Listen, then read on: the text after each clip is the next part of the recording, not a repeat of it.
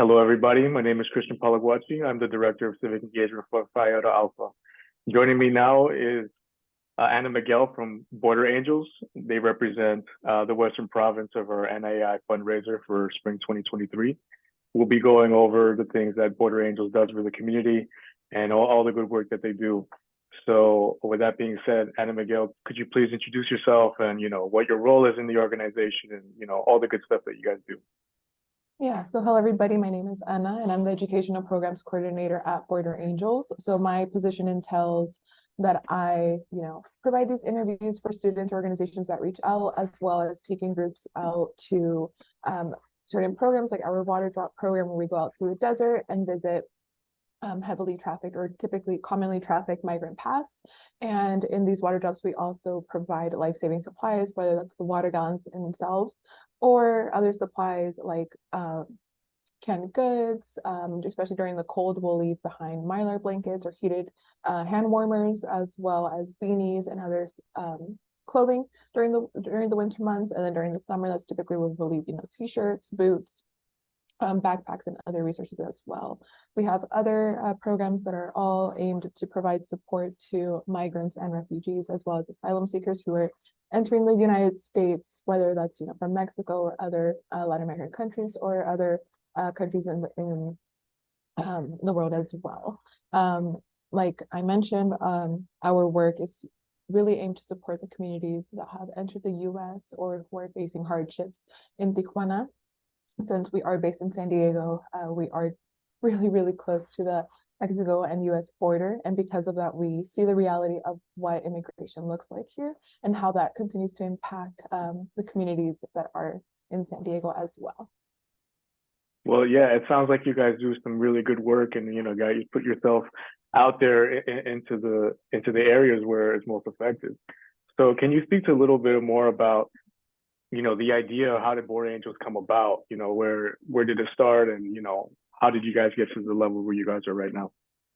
Yeah, so Border Angels was started in 1986 by Enrique Morones. It was initially set up to help migrants living in the canyons of North San Diego County. And then since then, we have been able to expand and conduct humanitarian work for migrants along the entire US-Mexico border region. So now we also serve the San Diego County immigration population through various outreach programs that I am happy to share about today. Awesome. So, with that being said, it seems like you guys have a good amount of history, a good amount of years going back to your inception. So I know you spoke about earlier, but can you kind of elaborate on the impact that Border Angels has in the community, especially because, we're a Latin Hispanic based organization. So how does that aid into those communities? Yeah, so our office is actually located in a community center. It's located in the Sherman Heights Community Center, and being in a community center, I feel like it has definitely been beneficial as it invites the community that's local here to stop by and learn about the work that we do. And it's also just a very good space where that's easily accessible. We have, public transportation here in San Diego. We have the bus stop that's really close by. We also have the trolley that's really close by, and makes our office very accessible to anybody that might have any questions, whether it's related to somebody that they know or just the questions that they may have about the programs that we're able to provide. We often have volunteers stop by to drop off donations for programs that are close to their hearts. Just a couple of weeks ago, we actually had a volunteer who donated some waters for our day labor outreach program, as well as for our water drop program, since there were programs that were really close to her and she had history with those programs as well. And then, just another example about the programs that we provide and how they impact our communities. Like I just mentioned, our day labor outreach program. Within this program, we're able to support day laborers. Day laborers are people who often you might see them outside of like Home Depots and Lowe's, those type of construction stores. And these day laborers typically work that's related to construction or landscaping type of work. Mm-hmm. So the day laborers typically congregate around these store sites, waiting to get picked up for work that day. A lot of them have shared that they face discrimination, whether that's through the employees at those stores or the customers at the stores who will go out and harass them, unfortunately. We've also had them share that sometimes they may have some problems with law enforcement, whether that's Border Patrol or the police that's there as well. That might just be, patrolling the area. And because of that, we want to make sure that these laborers know that they do have somebody that's advocating for them, or that's recognizing that, that they're there. And the way that we're able to provide support to them is either providing a lunch to them, whether, that's just a small package of like fruits, some other, nutritious snacks, or even providing our little Know Your Rights cards. And for these Know Your Rights cards, it's very important to provide that information to them, because oftentimes they may not know that they have rights, or they may not know what rights they do have. Some other issues that laborers have spoken about is that they may be discriminated against by also the people that are picking them up for work.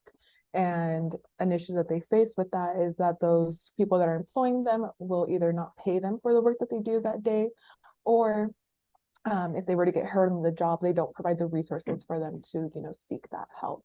And that's why those Know Your Rights cards are so important, for them to know that they do have rights, even if, let's say they are undocumented, or they do have the proper documentation. That's something that we never ask, but it's something that we always want to let them know, that it doesn't matter what legal status they may have, they do have rights that protect them. And some other programs, that also tie into how we support our community, or how, our work impacts the community, is the Shelter Aid program. This program, we work with some of the directors who have shelters in Tijuana. These shelters aren't our shelters, but they're shelters that we support there. And we currently support 16 shelters, including an LGBTQ space, a Muslim space, and a Haitian shelter as well. And through this program, Border Angels is able to provide funding to our shelter directors, and that with that funding, they can either provide, for their rent or utilities or construction that's needed in the shelters, or even groceries. And then some other projects that we've been able to fund for the Shelter Aid program is medical attention and water stations, especially during COVID, an expansion on the shelter for COVID-19 isolation. We've also been able to purchase washers for proper sanitation of clothing in the shelters, and as well as offering mental health workshops through our partner organization, Psicólogos Sin Fronteras, in Tijuana. And, something that ties in with the Shelter Aid program is our Caravan of Love. Through the Caravan of Love, we're able to do a call out for volunteers. We're able to either provide donations, and they're also able to, help just provide their cars to be able to transport those donations to the Tijuana shelters that we visit.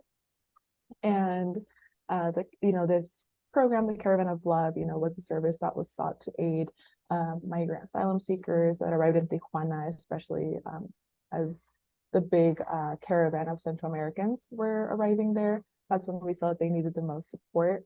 So that's how the Caravan of Love came to be. And then, just something that's important to keep in mind, the shelters are also made up of adults, and also just families or children. So we want to be able to provide as many resources, whether that is the physical donations or even something small like, toys. Again, it's something that we may have the resources to easily be able to purchase, but these kids may not, or the parents may not be able to have that. So the fact that we're able to, do that with the support of our volunteers or people that, support our organization, that's very, very important to us. And just, to touch on a couple other programs that impact the community. One of them is our water drop program, which this one is typically our most well-known program. And during our water drops, volunteers are able to experience a glimpse of what the reality is that migrants face as they cross through the desert. Again, it is important to know that this isn't the whole experience of what a migrant may face, but it is just a small glimpse. And volunteers are able to provide, life-saving supplies, like I mentioned, the water gallons, for whether that's food items that are available for those that are traveling through the desert. And this program is very, very important, as we've seen policies come up that have created a difficulty as to how migrants are crossing or have pushed them to face more dangerous paths. And one of those policies, was Operation Gatekeeper, that occurred in 1994. It came out to be in 1994. And during that policy, what we saw was an increase in militarization at the borders, especially the US-Mexico border. And the way that that militarization was apparent was through the increase of Border Patrol agents on the field, as well as an increase in technology. The technology that, an example of it that's commonly used is the infrared technology, where you're able to detect body temperature out in the deserts. And, obviously, Border Patrol agents use that to be able to detect any migrants that are traveling at night. Another thing that that was very apparent that came out of Operation Gatekeeper was border walls being placed in areas where border walls never existed. So, this, has clearly forced migrants to be able to have to travel through more dangerous paths and more dangerous routes. So, it's been very difficult for many migrants to be able to find a safe, path to enter the US. And something that ties into that is our Volviendo a Casa program. And through that program, we're able to provide funding to low-income families with the help of the respective consulate to be able to return the remains of their loved ones who may have passed away, whether they were crossing through the desert or through the oceans. And actually, one of our last recipients back, I believe at the end of November, early December, was a 22-year-old. That just, brings to light how young these individuals may be who are making the journey to the US, and, how difficult that journey is as well. He was only 22 years old and he died of a heart attack. So that really brings to light as to how dangerous the desert in itself can be. Something that we always keep in mind whenever we do take groups out to these water drops is that, they have to have the proper resources to make it. So that's whether having a good amount of water, having protein snacks or things like that, to just get them through what is typically an 8-hour day for the water drop. So it's important to also note that, these migrants are traveling for what may be weeks or even longer, and they're only having what they're able to fit in their backpacks, So I think that's very important to note that even if it's difficult for a volunteer to go out there for just a day, it's even more difficult for a migrant that is making that journey. So yeah, that's just a couple of the programs that we have. And again, I did want to touch on the fact that we do have programs that support people here in San Diego, as well as some programs that support the other side of the border as well. That's fantastic. And I think all those different ways that Border Angels aids their community kind of speaks to how in tune you guys are with the needs of your community and the needs of your surroundings. So kudos to your organization, to yourself, for continuing doing all that hard work. Now, here at Phi Iota Alpha, I work in the Department of Civic Engagement. So a big part of our responsibilities is making sure that, we engage with the community and we aid them in philanthropic ways. And a part of that is also fundraising. And because we have chosen Border Angels to be our Western organization for our spring fundraiser, how can our donations aid all those programs, aid you guys, and to continue to making those good impacts on your communities? Yes, I think I first want to note that, Border Angels is a nonprofit, so we don't receive any government funding. We do get our funding through grants and people who support us, whether that's our donors. Many times, many of our donors are compelled to donate $1 a month or $1,000 a month. And then obviously, just within having that relationship with our donors, it really helps us build a community of love, because sometimes donors will donate to a specific program, whatever program is closest to their heart or a program they may have a relationship to. I just mentioned that a volunteer has donated physical donations of water gallons and other type of supplies, whether it's water bottles. We've also had volunteers or schools actually fundraise for us as well, where they were able to provide hygiene products for the shelter aid program. They were also able to fundraise for toys for the kids at the shelters. We've also had people fundraise for canned goods or other items that we're able to take out to the desert or use for our day labor outreach program. So just having that relationship with people who see the work that we do and see the reality or have that understanding of the work that we do has been very, very beneficial to, continuing to build that community of love with our program and with our volunteers for the people that support us. And then with physical donations, you know, when people are able to give that physical donation, they do get a sense of that they're helping directly or assisting directly with the individuals who that program is impacting. So we've been able to see that, you know, just that good feeling that volunteers get, it does lead them to continuously support us, which, you know, again, is something that we're really blessed with, that we have volunteers and donors who, again, don't just stop at just one point, but will continue supporting us, whether again that's through donations or with even donating their time for the programs themselves. And then, you know, through these physical donations, not only are people placing a gallon, but they're also spreading love. And when we spread our message and like fighting against hate, negative or hateful rhetoric, it really does make an impact to have, I guess, the people who are supporting us grow. And that's something that, you know, we heavily rely on volunteers to donate their time, and we also heavily rely on people who are donors, whether they're, again, like I mentioned, that's a monetary donation or a physical donation. That's great. And, you know, it's good to see that there's different ways to donate to you guys. It's not just the monetary ways. You can volunteer your time, you can volunteer supplies and resources. And, you know, I just want to take this time to say a big shout out to our Western chapters, Alpha Epsilon and such, for bringing our organizations such as Border Angels to our attention so we can, you know, showcase you guys to the rest of the organization. With that being said, how can our members and be able to find you guys online? A website, social media, how can they guys get in touch with you if they want to, you know, donate in other ways or volunteer themselves? Yeah, so a good way, you know, to just get connected with Border Angels is to visit our website at borderangels.org, borderangelsaltogether.org. And there we also have our social medias linked where they can also sign up, you know, or just give us a follow. Again, even just sharing a post that they see on our social media goes a long way. It's a great way to create a conversation with somebody that they know and, you know, share a little bit about the programs that we offer, or even just our mission in itself is also a good way.